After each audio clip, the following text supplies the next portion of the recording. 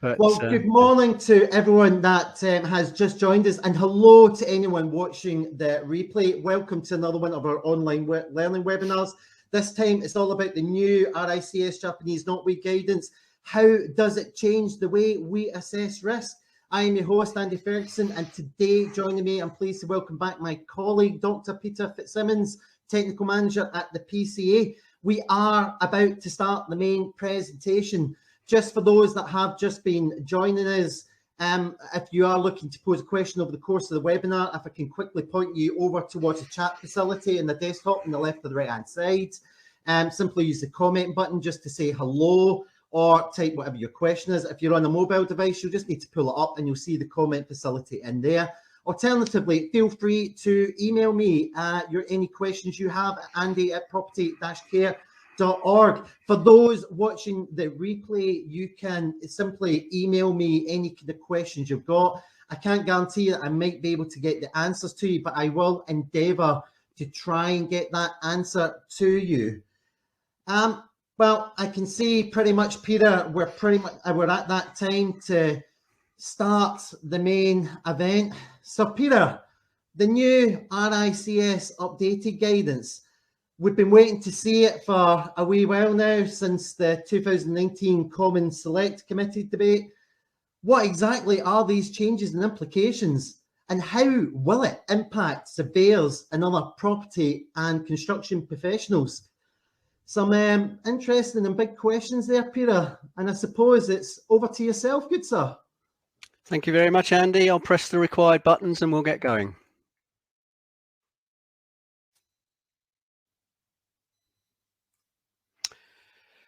So, good morning, everybody. So very pleased to see a nice attendance today. I see we've got representatives from all over the UK. Well, good morning to Bruce in Dublin, and to Stephen down in South Wales there, Aileen in Motherwell, and all counties of England I see represented in the people coming into the room. So good morning to everyone. So as Andy says, this is the subject today. I'm going to try and rattle through, take no more than about 40 minutes. It's not enough time to do justice to the subject really, but I'll do my best, and hopefully we can have a good Q&A session later on. So this is me, just very quickly. I'm Peter Fitzsimons, the Technical Manager at the Property Care Association with particular responsibility for the invasive weed sector. I've got a background in manufacturing, in the construction products marketplace, primarily around pesticides, herbicides, wood preservatives, so all kinds of sectors of the biocidal products industry. That goes back about 30 years, but prior to that, I did start out life as a researcher, did botany at University College in London, and spent about 10 years mucking about in laboratories trying to work out the secrets of plants. So we're here today to talk about Japanese knotweed risk assessment, and in particular how the RICS guidance, how it started back in 2012, how it's gone, how it's going. It's still live, that guidance, until later on in March. Why it's changing, why we've got a new guidance now in 2022, and a deeper look at the new approach and what the potential implications might be, both for RICS associates and members, and for our members, of course, and for the wider stakeholders in the property market. So on the left, we can see the original RICS guidance document on Japanese knotweed. It was an information paper, so-called IP27. And it was produced to meet a need at that time to regularize the way that knotweed was reported and managed, both from a mortgage lending point of view and also from a point of view of property owners meeting their environmental obligations. And then, as you can see, it's evolved, and it's evolved into the document we have today, which was published a few weeks ago. And it's now evolved into a more senior document, if you like, a full guidance note, which has slightly more authority than an information paper. And this goes live in about nearly 4 weeks time, give or take a day or so. And at the bottom there, you'll see that actually the PCA has produced its own documentation, which is more or less run in parallel with these documents. So the original information paper in 2012 came out at the same time as our code of practice for the management of Japanese knotweed. And this new guidance note now has a sister document that we've published, and they cross-refer to each other, called Japanese Knotweed Guidance for Professional Valuers and Surveyors. We'll talk about those a bit later. So what we're here to do is to try and cover these particular issues. We'll talk about the key event, if you like, in transition in these documents. We're going from risk categories to management categories, what that means. Does it mean that a valuation surveyor or a surveyor or a knotweed surveyor, CSJK surveyor, has to do anything different?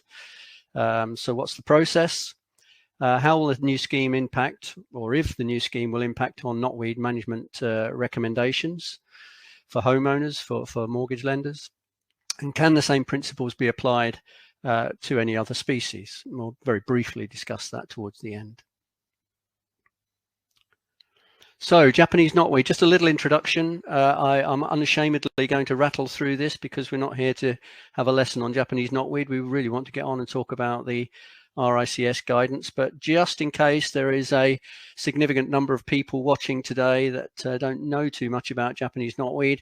First of all, it's a non-native invasive plant introduced in Victorian times. All of the plants that we see today are female plants. They're all genetic clones of the original Victorian specimens that were introduced all that time ago. And it spreads by vegetative propagation, so small parts of the underground stems called rhizomes, or the above ground green parts of the plant can result in new plants growing at new locations. And so the movement of soil containing Japanese knotweed is a big problem in terms of a big opportunity for the plant to spread. It was described recently by a team of ecologists in Germany as a super spreader. It's a pretty good way of describing Japanese knotweed. It grows very fast. It spreads very fast once it's established on a site. It displaces native species and insect and animal communities that rely on those species. And it has no natural pests or diseases to keep it in check in this in our country. For all these reasons, it's listed as a Schedule 9 invasive plant in the Wildlife and Countryside Act, which means that there are legal statutes regarding the duties and responsibilities of landowners concerning preventing the spread of Japanese knotweed to the wild. It also, for that reason, falls under the Environmental Protection Act as far as waste management is concerned. And all soil and any parts of the knotweed plant, live propagules of Japanese knotweed, are classified as controlled waste. So the interesting thing about Japanese knotweed, and what brings us here today, is that not only is it an invasive weed in the wild, but it behaves fairly aggressively in the built environment as well. So it seems to be very much at home in and around our urban environments. And during the 80s, 90s and noughties, knotweed slowly increased in frequency and impact. And by the time the noughties came along, there was something of a property blight surrounding Japanese knotweed. Large stands of Japanese knotweed present within properties, which were precluding sales going through. Valuations became difficult. Mortgage lenders became very risk averse, and the whole market was in a bit of stasis. What do we do about Japanese knotweed? The only thing that happened, the only guidance that was available at that time came from the government themselves. The Environment Agency wrote a code of practice, largely because of the status of Japanese knotweed as a scheduled waste, a controlled waste, and the need to manage the movement of infected soils on development sites and so on. So in the noughties, there really wasn't a framework for a universally agreed framework for what to do about Japanese knotweed. So this is the plant very quickly, easy to identify in the summer, anytime from April through to as late as November. The leaf shape, the stem pattern, this zigzag pattern you can see in the left-hand picture there of the stem, which you can also see in the canes. The key things about knotweed is it's very fast growing, very tall, grows to about 7 or 8 feet if there are no other restrictions. And as you can see here in this main photo, cuts out the light, nothing can grow underneath it. It's extremely competitive and aggressively dominating the ground that it grows on. And just very quickly, just to show you some of the problems that Japanese knotweed causes to surveyors, is that of course it doesn't always look like that. And in the winter it dies back. It's a perennial plant. But in the winter, all that's left in the bottom left-hand corner here, you can see some dead canes. These are pretty tough, these canes, with secondary lignin thickened fibers, which you know, they're not as strong as bamboo, but they are bamboo-like. And right at the bottom there, you can see that around about this time of year, anytime, certainly in the southern half of England and Wales, from sort of mid-February onwards, you might start to see some new buds appearing.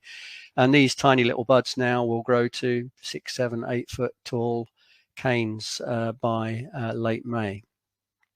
And bottom middle, you can see these buds eventually become asparagus-like pears, fairly straight. And then middle top, you'll see that as the leaves unfurl, there's this quite distinctive purple coloration.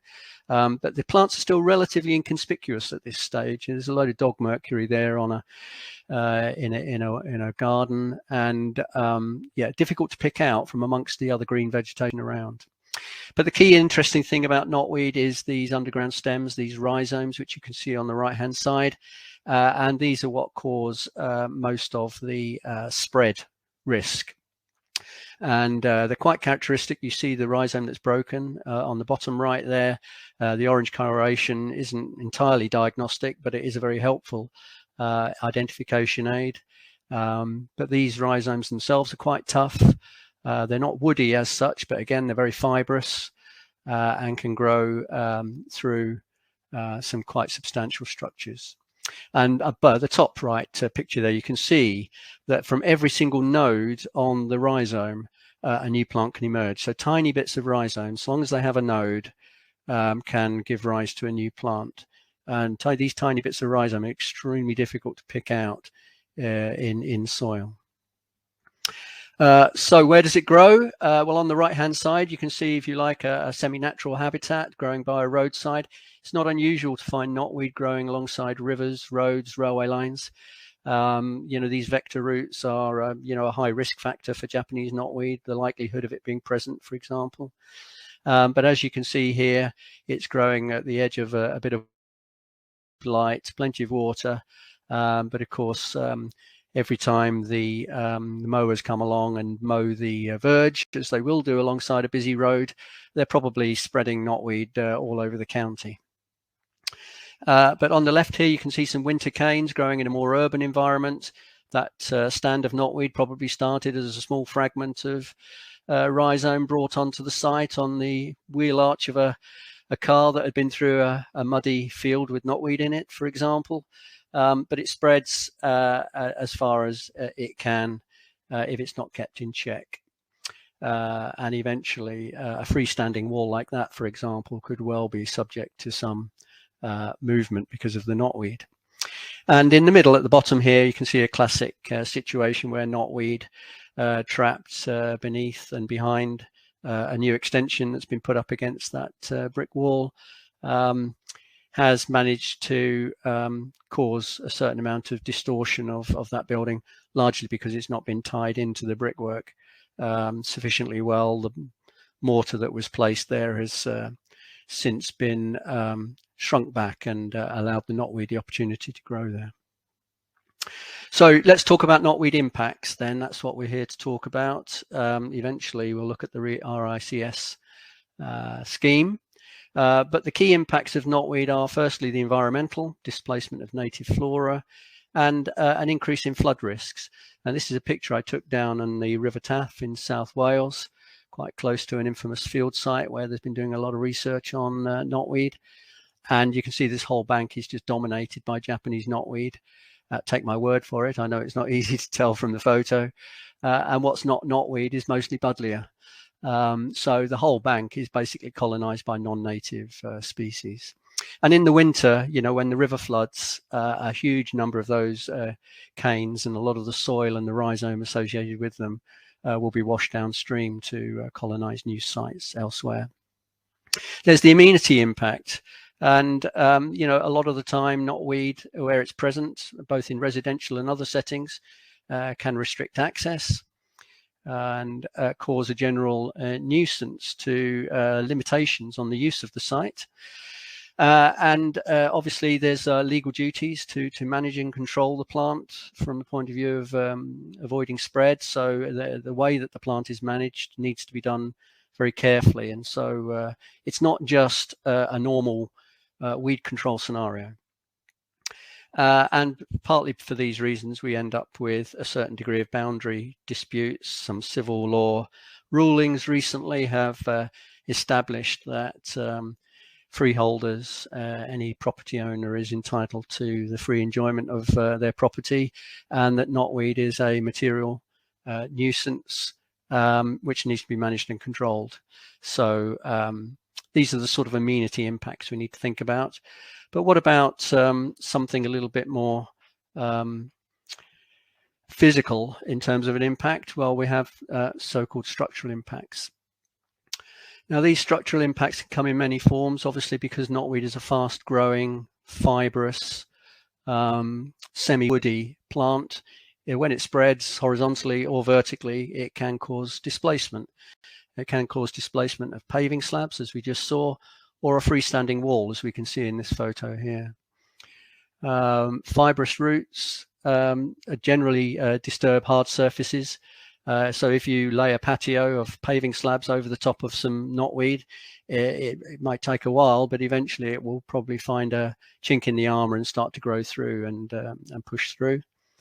Drains are another potential area for damage caused by knotweed rhizomes. And older crowns, now the crowns of knotweed are the parts of the plant where you get a lot of canes emerging in a cluster. And these crowns can be, you know, almost woody in texture and consistency, and they expand as the stand of knotweed gets older. So these in particular are a structural threat to hard surfaces. So one of the findings that we'll talk about later on was to review and discuss whether or not knotweed could grow through concrete. And there's no doubt that if you have good solid concrete foundations on a property, knotweed is extremely unlikely to be able to grow through it, but it can of course grow around it, and if there are any cracks or fissures or weaknesses, it will exploit them. And in this case, we can see there's a concrete path which is probably about 20 millimeters or so thick, but there are cracks and fissures, and the knotweed has exploited these to push through and to grow. So this is one of the big problems with knotweed. It's development sites that have had knotweed on them. If you're going to prepare the ground to build foundations for new buildings, you need to think very seriously about removing all the rhizome fragments that are there. So overall, we have a plant which in the urban landscape can cause diminution, loss of value, can cause problems with mortgage availability because of the risks associated with both the damage potential and future costs of management. And this historically led to lots of sales falling through. Thankfully, with the advent of the 2012 guidance from RICS, that problem was resolved. But today we also have some litigation issues with Japanese knotweed because of the potential impact where it's moving across boundaries. And for any property owner with knotweed on their land, there is obviously a cost associated with its management. not just treating it in situ, but potentially if they want to remove it from site, the costs associated with moving controlled waste are not insignificant. So here's an overview. So I'm rattling through quite quickly on all of this, but here's an overview of, knotweed, quite happy, quite healthy in all sorts of environments and contexts where other plants wouldn't really normally be expected to be present. Top left, you've got a modern timber framed house. Some knotweed has been present. It's grown up through the cavity between the breather membrane and the exterior brick skin and just popped out through a hairline crack in the mortar course there. Top middle, similar sort of thing, but growing through a rendered facade on a recent porch extension. Top right, you've got knotweed growing through a freshly tarmacked commercial site. And for all you PCA members out there, I don't know the entire provenance of that photograph, but I wouldn't mind betting that's some hybrid knotweed, just looking at it there. So answers on an envelope, please, if anybody agrees with me. And so going clockwise, carrying on round, again, we've got knotweed restricting access to an escape door from a multi-occupied building there. Bottom middle, this is an interesting one, perhaps not for the reason you might think. There's obviously been some landscaping work done here, and it could be that the knotweed here was brought in with the landscaping materials. So some of the hardcore that was used, because there isn't any knotweed otherwise in that garden that I can see. So it could well be that the landscaping introduced the knotweed infection at this particular property. And as you can see, it's got a grip and it's going to spread from there. But the interesting thing about that photograph is that those plants that are growing on the plinth, on the top of the plinth, it's not knotweed, those are sycamore seedlings. And there's an interesting point to be made here, which is those sycamore seedlings can be entirely eradicated by using a finger and a thumb and literally pulling them out. And they will never grow there again until some more sycamore seeds fall down into the same gap and germinate there. If only that were that simple with knotweed. Unfortunately, you can't do that with knotweed. It never works. You cut it down, it just grows back again. And bottom left here, we have another sort of knotweed restricting access situation in a domestic garden. You've got some new path that somebody's tried to build through a stand of knotweed there. And sure as eggs is eggs, the knotweed will eventually disrupt that pathway. There's clearly more work needs to be done there. So just finally on the structural impact, just to emphasize the fact that freestanding walls are vulnerable. This is obviously a fairly mature stand of knotweed here, and top of the photo, growing on both sides of that boundary wall. And although that wall has done a really good job for about 150 years, looking at the age of it, it's a well-built wall, 2 courses of bricks, bonded mortar in the middle. Over time, the fact that the crown of that stand, the crowns of that stand of knotweed are trapped between a building and the wall has caused the wall to bow initially and then collapse completely. So we know we have a problem with knotweed. We have a pretty good understanding of the context of knotweed and what it can do and what it can't do.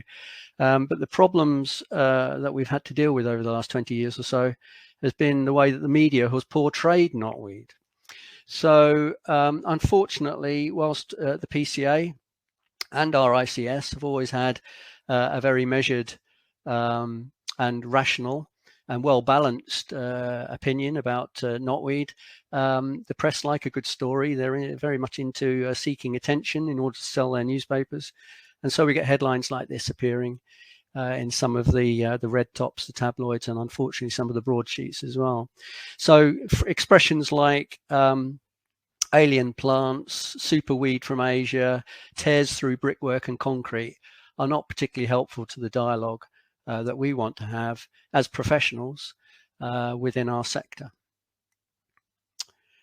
So the information paper then, let's go back to 2012 and let's just see how this information paper, and I hope I'm not being too flowery with my language, but it's transformed the way that knotweed is dealt with, perceived and dealt with by the key stakeholders in the marketplace, the mortgage lenders, valuation surveyors, and gave property owners the confidence that they needed to move on in property transactions.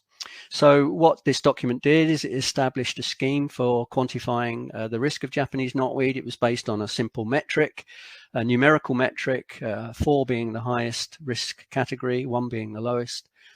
And it gave an approach for estimating the impact on value of Japanese knotweed. Signposted to best practice. I said earlier on that the PCA Code of Practice was published at about the same time. And so it was able to direct homeowners to professional, competent, and reliable approaches to managing Japanese knotweed. There really was an element of the Wild West about Japanese knotweed management through the 90s and noughties, and certainly this Code of Practice, when it was published, brought a degree of normality to the market. And finally, there was a recommendation that any works carried out by a contractor should be backed up by guarantees, which could be underwritten by third-party insurance, so-called insurance-backed guarantees. This is what the matrix looked like for the risk categorization. I'm not going to go through it in any great detail. I do hope that the vast majority of you watching today are pretty familiar with it, but essentially it was based on what's called the 7-meter rule. And this 7-meter rule came from the Environment Agency Code of Practice, where they said that worst case scenario, that knotweed rhizomes can spread up to 7 meters from where a stand of knotweed is visible above ground. And consequently, the risk as far as soil contamination was concerned from Japanese knotweed could be deemed to be 7 meters away from the visible stand above ground. And consequently, if knotweed was within 7 meters of a property, it was considered to be higher risk than if it was more than 7 meters away from a property. That's a very simple summary of the scheme. But one of the things the scheme did do is it did have this risk category 3, which meant that even if the knotweed was off-site, so in an adjoining property, if it was still within 7 meters or so of the property, it could require action to be taken. So there were some great things happened because of the publication of that information paper and the publication of the PCA's Code of Practice. But it was clear that this 7-meter rule was causing some problems because to a certain extent, it was a bit of a simplistic way of assessing risk. So, and this, the RICS realized this fairly quickly, and discussions began about trying to establish a better metric for assessing the risk of Japanese knotweed, and some research was started by independent actors in the form of Mark Fennell and Max Wade from Acon Consulting, and Karen Bacon, who was a postdoctoral fellow at Leeds University at the time, is now at University of Ireland, Galway. And what they established through a questionnaire approach, this wasn't an experimental study, it was a questionnaire followed by some site observations they made themselves. What they established was that knotweed rhizomes do spread a long way from the edge of a stand, but 7 meters is actually quite rare and unusual, and that 2 to 4 meters is far more common. And that the press obsession with Japanese knotweed effectively knocking over buildings was massively misplaced. They didn't find any evidence in their site investigations or from the questionnaire to suggest major structural impacts on buildings on good foundations, and consequently recommended some changes to the way that we assess the risk of Japanese knotweed. That led fairly quickly to a Commons Science and Technology Committee meeting, and you can see Steve Hodgson, our CEO, contributing to that panel debate. There was a call for evidence. It was a good discussion, and from it came a report. from the Science and Technology Committee, making some recommendations. Now, many of these recommendations were ones we could have anticipated, but it was good to have that momentum, that to stimulate getting on with the job. Before I talk about the RICS guidance, I just want to mention that the Environment Agency, DEFRA, were asked to do a bit more research about how knotweed is handled in other countries, which they duly did. It's nearly a 100-page report, and I thoroughly recommend it to every single one of you if you can manage to find some quiet time and read it from cover to cover.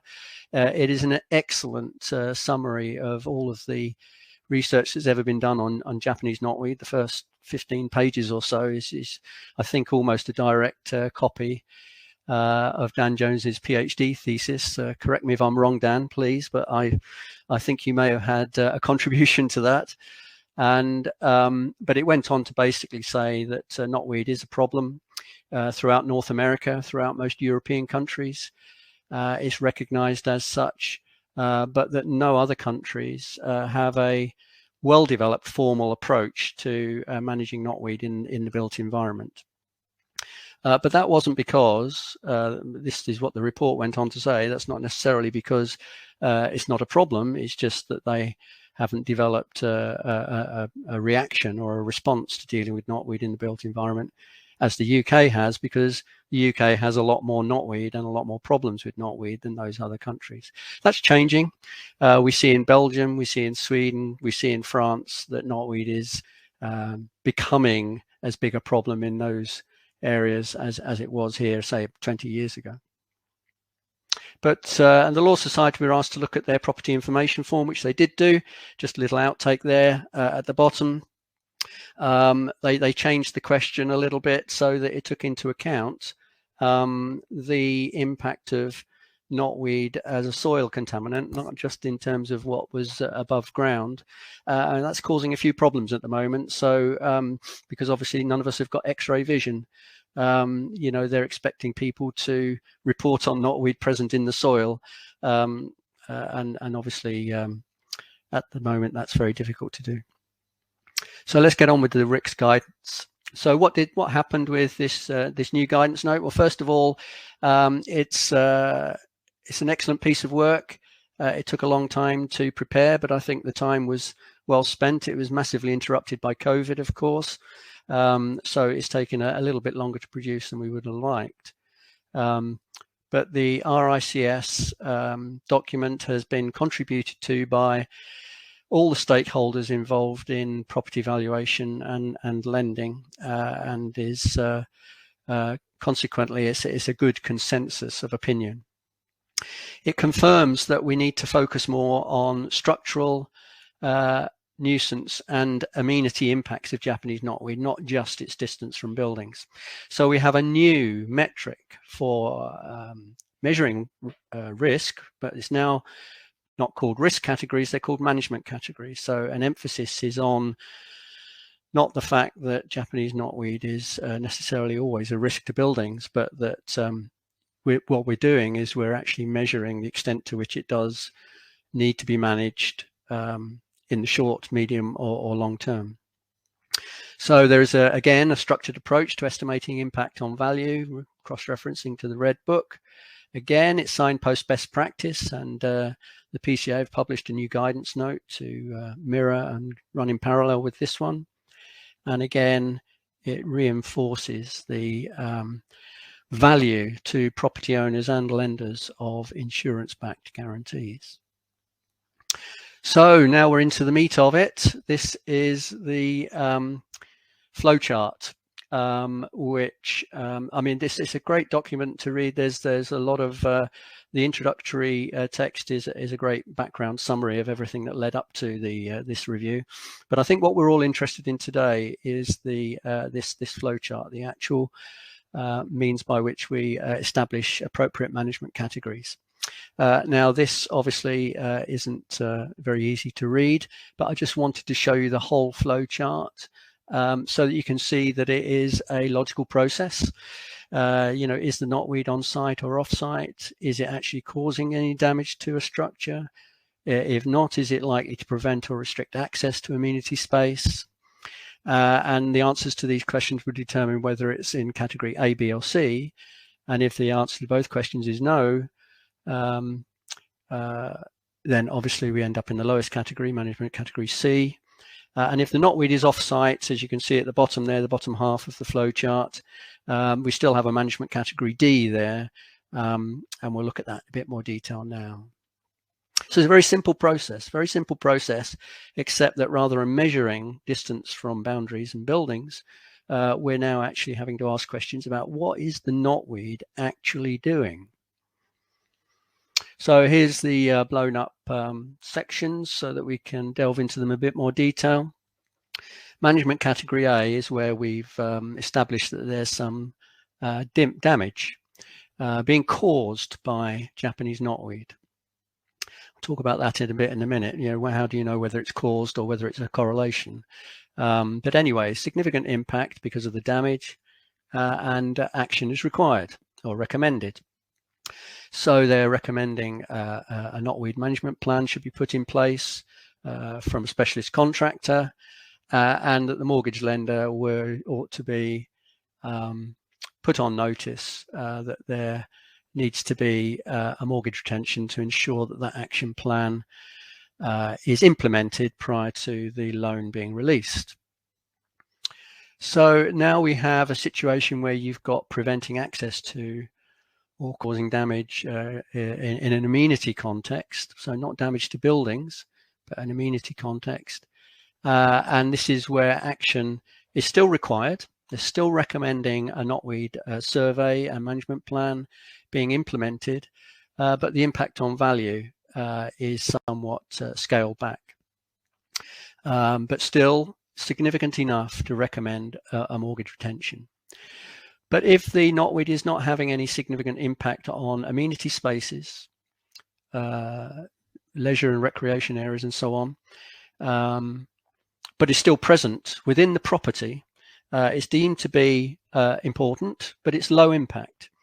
So its mere presence, if it's not actually interrupting the use and enjoyment of the property or causing any damage, is deemed to be low impact, and they're not recommending a need for any direct action from a mortgage lending point of view. Just please remember that this flow chart is giving recommendations to mortgage lenders. So this is not necessarily the same advice that you would give to the property owner. This is for the mortgage lenders. And what we're saying is that in these situations, mortgage lenders don't need to consider a mortgage retention, but there may well still be an impact on valuation. And there's a little subclause here at the bottom right that if you're carrying out a property condition survey, then you ought to still recommend that a client seeks advice on the future management of the knotweed from a specialist contractor. So let's now delve into the notes, because there's a lot of things to think about here, a lot of decisions that need to be made. It's not about getting your ruler out and measuring the 7 meters anymore.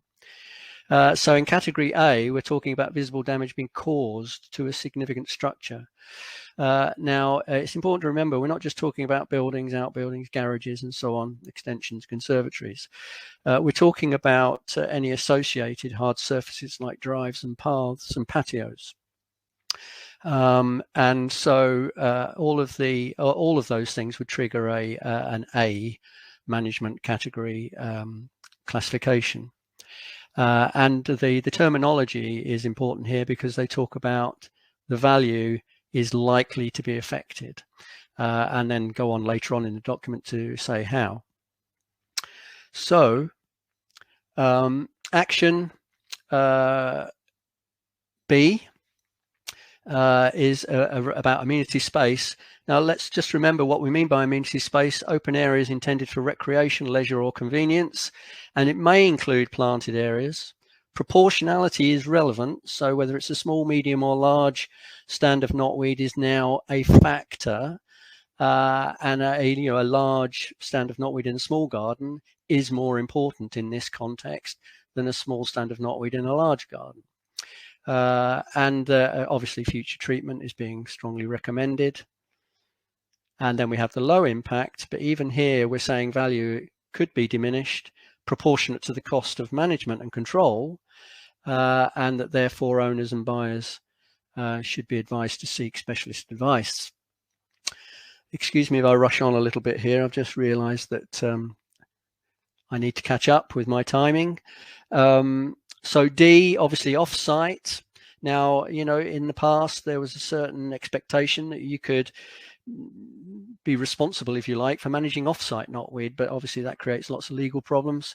So when it's less than 3 meters from a boundary, recommending defensive measures against encroachment from an adjoining property, and that subsequently value and mortgageability may be affected, but it does rather depend on how much knotweed we're talking about and how much of the boundary is affected. And if it's off-site and more than 3 meters away, there's no management category letter, but RICS surveyors are still expected to record its presence. In other words, put the potential new owner of the property on notice that it is there and that it is an issue that might need to be dealt with in the future. But from a lender point of view, it's no longer relevant. So lots of judgments to be made. I think that's my take-home message about all of this, is that the scheme is very, very good.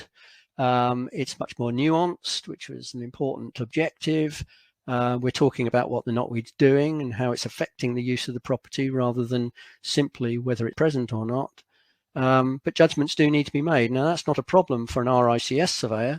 That's what they're trained to do. That's what they do all the time. But it might be slightly more problematic for a specialist knotweed surveyor who knows everything about knotweed, but is not necessarily trained in the subtleties of weighing up all of these factors together to come to a decision. So we've published our own guidance for surveyors and valuers to support the new RICS guidance document.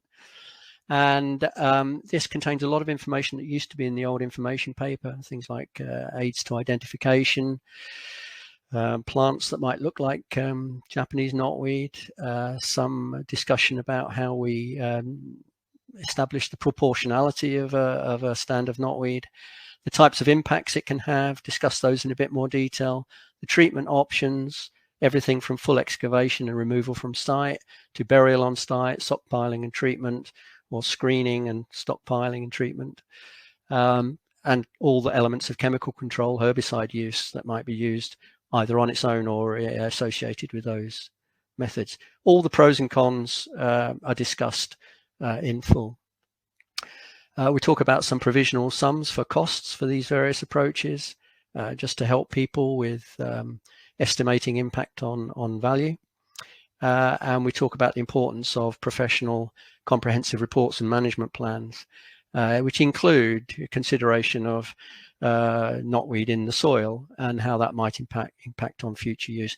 So the knotweed in the soil, the rhizome spread is not an issue as far as the management categories are concerned, but it is an issue as far as management plans are concerned and how they might impact on the use of the property.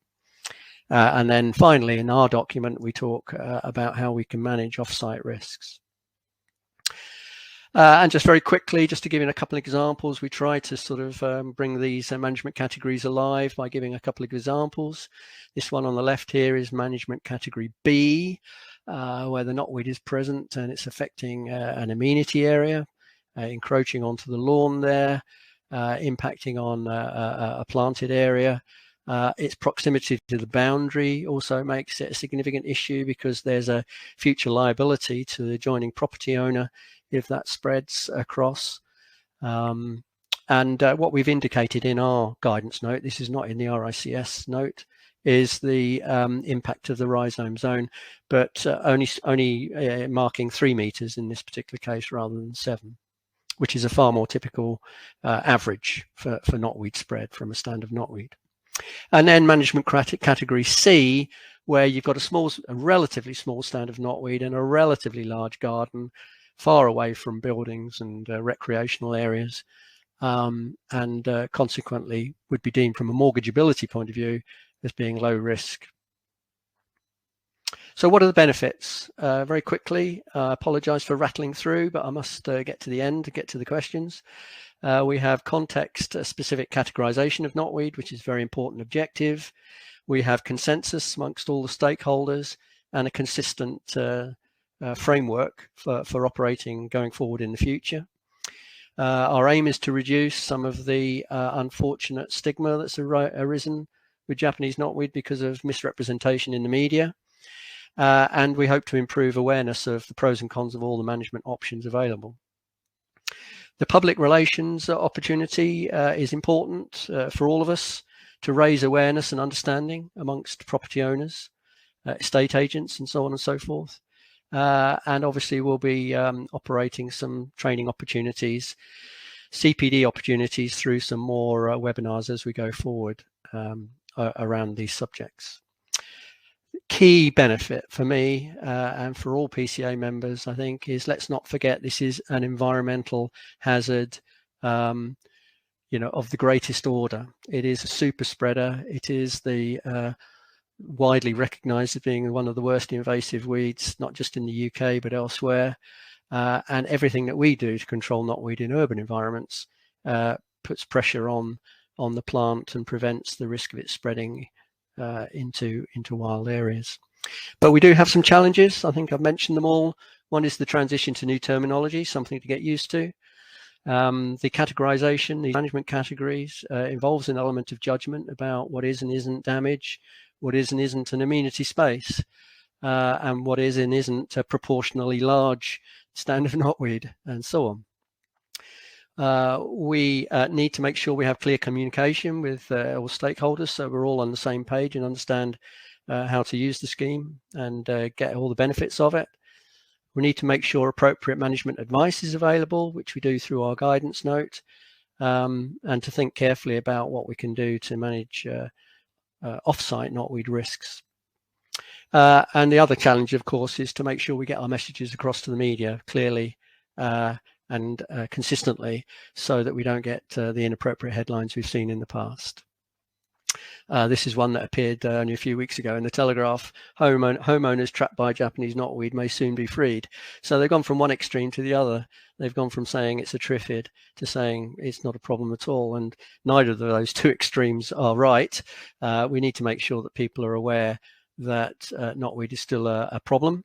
It still needs to be managed. It still needs to be spotted in surveys and reported on. And mortgage lenders still need the confidence to lend, as they have been doing since 2012. Can we extend all of this to cover other species? Well, possibly bamboo.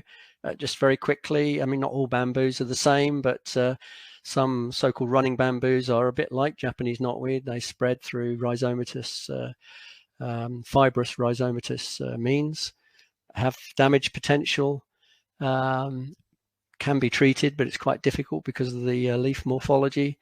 The fundamental approach to managing bamboo is not that dissimilar to Japanese knotweed, but it's not currently listed as an invasive weed by the Environment Agency.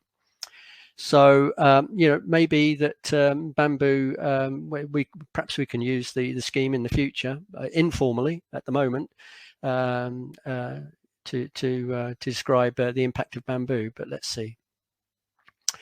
To summarize, Japanese knotweed, this is a summary that I think both the PCA and RICS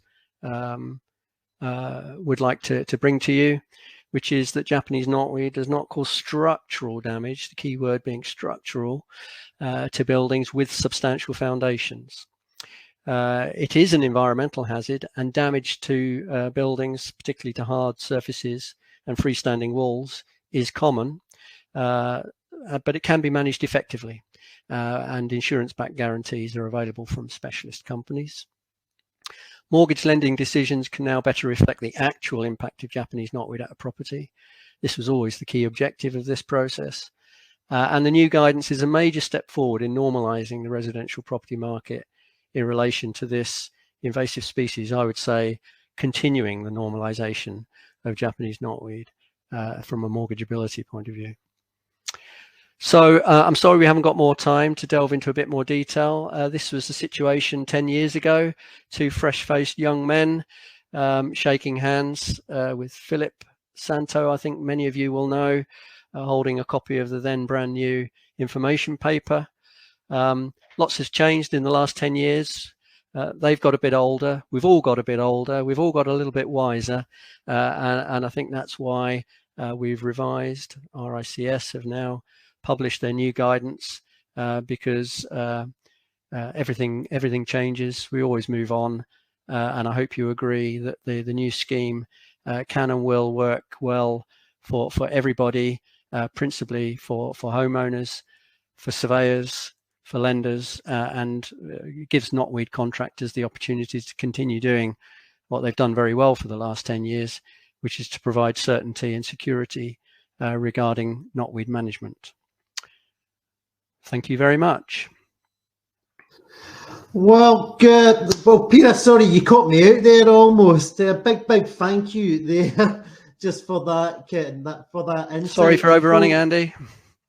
Yeah, well, I was just about to say that, folks. We are slightly overrunning just at the moment in time, and I hope you will bear with us. And Peter, I've got a lot of questions to hit you with. In fact, I've actually got a record amount of questions to actually hit you with. But just before we go into the questions, I just want to say, and I hope you don't mind me saying this on your behalf, Peter, I just want to say thank you to our PCA members that have supplied photographs for this presentation, just to support what Peter was saying. That's both to the ones supplying it for this webinar, but also as well for the people that have supplied photographs in the past to us that we have in the library. Big thanks to you guys. But kind of getting on to the questions, and Peter, I'm going to ask if you can try and keep your answers as short as possible, because we have a load of questions to get through, and I just don't think we're going to get through them. But well, can I just say straight away, Andy, that you know, obviously I'll have all of these questions to look at afterwards. We'll try and get through as many as we can now, so that everybody can share from the benefit from that. But if not, I'll reply to you all individually, you know, in the following few days. Oh, no worries. No, thanks for that, Peter. But I'm going to start off with the email-based question. First email question came from Jeff Stewart. Morning, Jeff. He's asking, how does this new guidance change the potential liabilities when knotweed presence is discovered but not necessarily reported on? Should surveyors be more worried or less worried? Or I don't think it does change. Sorry, did you say Jeff, Andy? Yes. Yeah, Jeff, I don't think it does change the situation, because that fundamental liability is just a legal responsibility of surveyors to or you know, property owners, when they're filling in the property information form for their conveyancing solicitor. They are obliged to be truthful and honest in providing all the information. Now, there's a form. As a TA6 form, sorry, if you're in Scotland or Northern Ireland, it doesn't necessarily apply. But the TA6 form, you know, has a question about Japanese knotweed. If you have any knowledge of the presence of Japanese knotweed, past, present, you have to declare it. And that's not a problem, because if you declare it and say, well, look, we had a knotweed management plan, and here's the documentation, and here's the insurance policy, then the mortgage lenders are absolutely fine with all of that.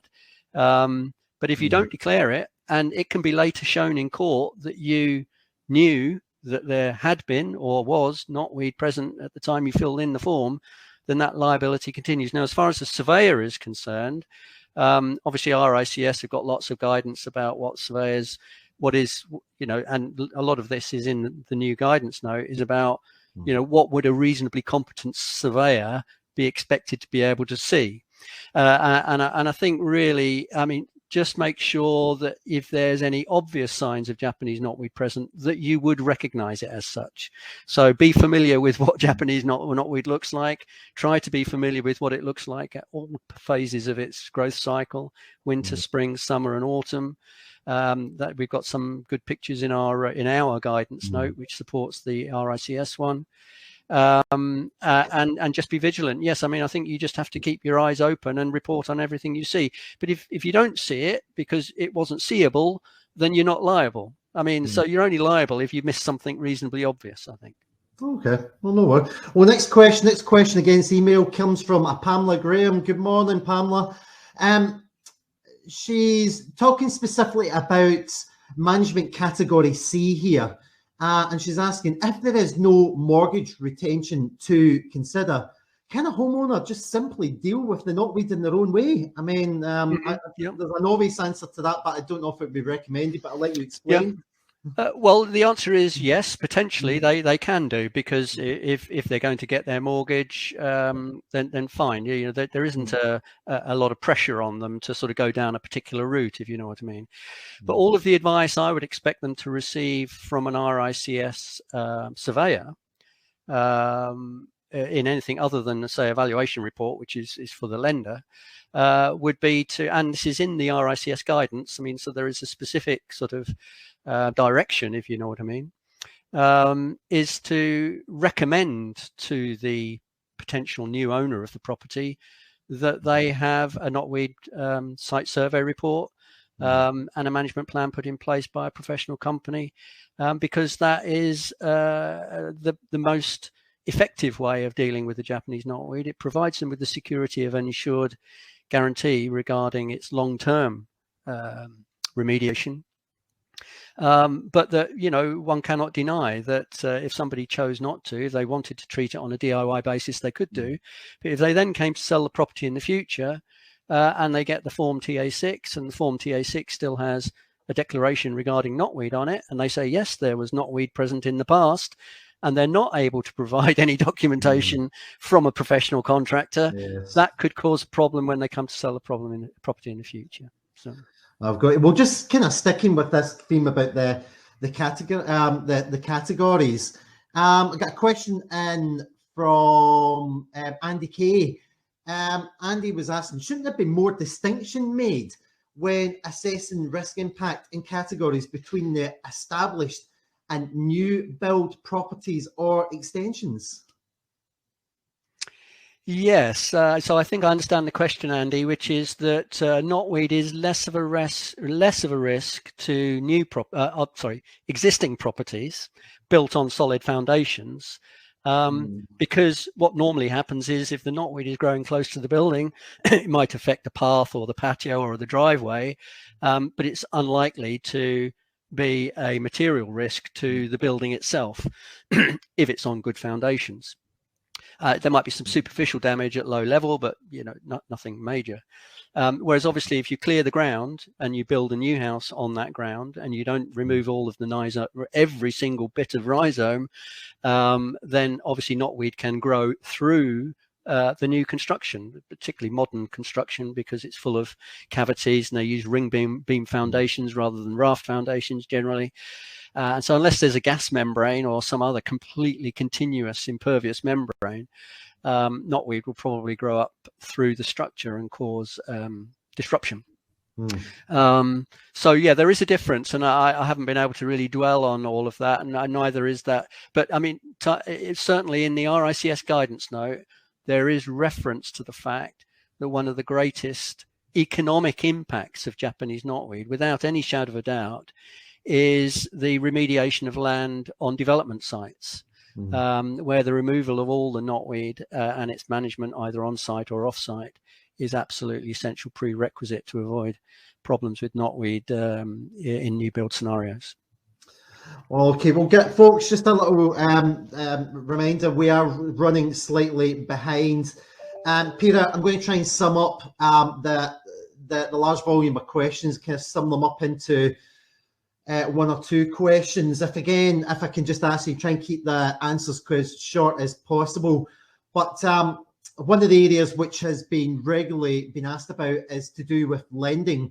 And I'm going to use James Stevenson's question as an example of, I suppose, the theme coming through. He's asking, have any mortgage lenders indicated how their requirements / criteria will change in relation to treatment plans based on Japanese knotweed infestations taking place outside property borders?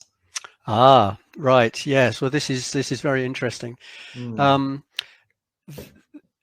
There's well, I think the shorter answer is the reason why the new RICS guidance, which becomes current on March the 23rd, excludes off-site knotweed within any specific recommendations for management is just because of the legal difficulties that causes. So, you know, when you own a property, you only have control over your property. You can't impose control over other people's property. So if other people have got knotweed, which may be a risk to your property, you cannot, as a mortgage lender's perspective, you cannot tell the owner of the property that they have to do X, Y, Z, because it's not in their power to do it. So, you know, there is a simple legal rule here that says that, you know, we can require you to treat knotweed on your own property, but if it's off-site, you may simply have to either take defensive measures against the knotweed, but not usually a mortgage restriction unless it's very close to the boundary, or you just have to work with your neighbours to try and put in place knotweed management plans for knotweed which is off-site, either by mutual agreement or otherwise. Well, that's interesting. You mentioned about defensive measures there. I'm going to jump to actually some questions posed by Andrew Russell and Bruce Osborne. They're asking, what would be suitable defensive measures? And also, do you think chemical control will continue to be an option in the future? Just to take the first part of that question, I mean, typically, if all other means are exhausted and not available, the only real means of preventing knotweed from encroaching from an adjoining property, if it's not being, you know, managed professionally, is to try and put in some kind of root barrier system. So, you know, impervious membranes, and you know, this normally involves digging sort of slit trenches alongside the boundary, popping about, you know, going as deep as you can within reason, and popping a vertical root barrier in and lapping it back to try and prevent the encroachment of knotweed rhizome. Now, it's not a 100% solution because you can only go so deep before you hit some practical difficulties. Sometimes you can't dig at all because of utilities, drains, power cables, you know, water pipes, and such things can cause real problems. And obviously, you know, there's a level of disruption here which is not insignificant at all. So we're talking about, once you start digging in people's gardens, you know, we're talking about a fairly major event which is going to interrupt their normal enjoyment and use of the garden, at least whilst the works are being carried out. But that's literally, yeah, there aren't really any other means of doing it, because you're not allowed to sort of spray somebody's knotweed over the garden fence, if you know what I mean. Yes. Yeah, so there is a problem. Sorry, yeah, Andy, I've subsequently forgot the second part of the question. Sorry. No, which was it was actually to do with chemical treatment. So I was trying to budge them. Oh yes. Oh yes. Oh, very much so. Yeah.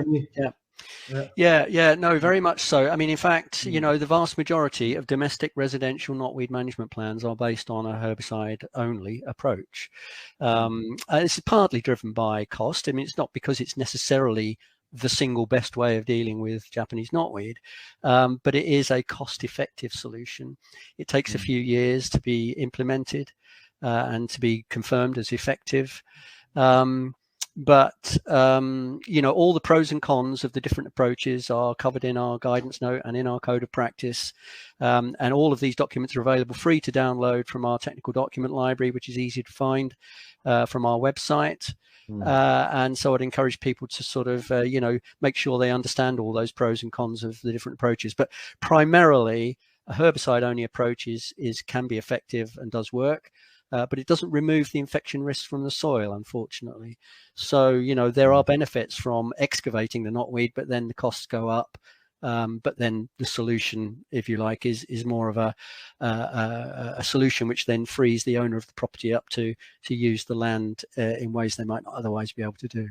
Okay, well, yeah, Peter, I'm going to hit you just with one last question, because it's been a common theme and several people are asking it. It's actually to do with IBG's GPI, Guarantee Protection Insurance. More or less, the question is, have GPT or other IBG providers been approached to change their guidelines as to what a management plan should include, in particular the removal of the RICS risk categories? And if I just lead on to that, is that then going to lead on to changes in terms of the 7-meter buffer rule being marked on site maps? And also on top of that as well, do you know anything in terms of GPI and the need for 2 years of knotweed-free IBGs. And will the new guidance be influencing any of this? Now, just before you answer this question, I will say this, folks, we will take all this and speak to GPI and make them kind of aware of this. So we may not have all the answers right now, but Peter, do you have any insights in this area? All of that will happen, Andy. All of that will happen. It will have to happen because clearly the documentation, the forms, the inquiry forms, the questionnaires that our members need to fill out for GPI for them to be able to issue the insurance will need to be redesigned to fit around the new scheme. It hasn't happened yet, but as you've just said, we'll be having that dialogue with them to make sure that they understand, how the new scheme works and what they need to do. I'm pretty sure it will be just an administrative matter for them. I don't think there's going to be any major pushback from an insurance company perspective. Their risk doesn't really change. Because what they're insuring is the contractor rather than the knotweed. The liability is with the knotweed, but the risk is with the contractor's trading status. Well, so we'll get there, but it's a work in progress. Yeah. No worries. Well, here, folks, everyone that has been posing questions there, we will ensure that we pass that over to GPI and other IBG providers. For those of you that we didn't get a chance to answer your question, as Peter said, we will endeavour to get back to you via email, but we are severely overrun. I do thank everyone that has stayed with us. Just to kind of summarise just at the end, for those that are looking for additional information, there are some links up on the screen just right now towards the new RICS guidance, the PCA support guidance on there, and also to the invasive weed technical library at the PCA.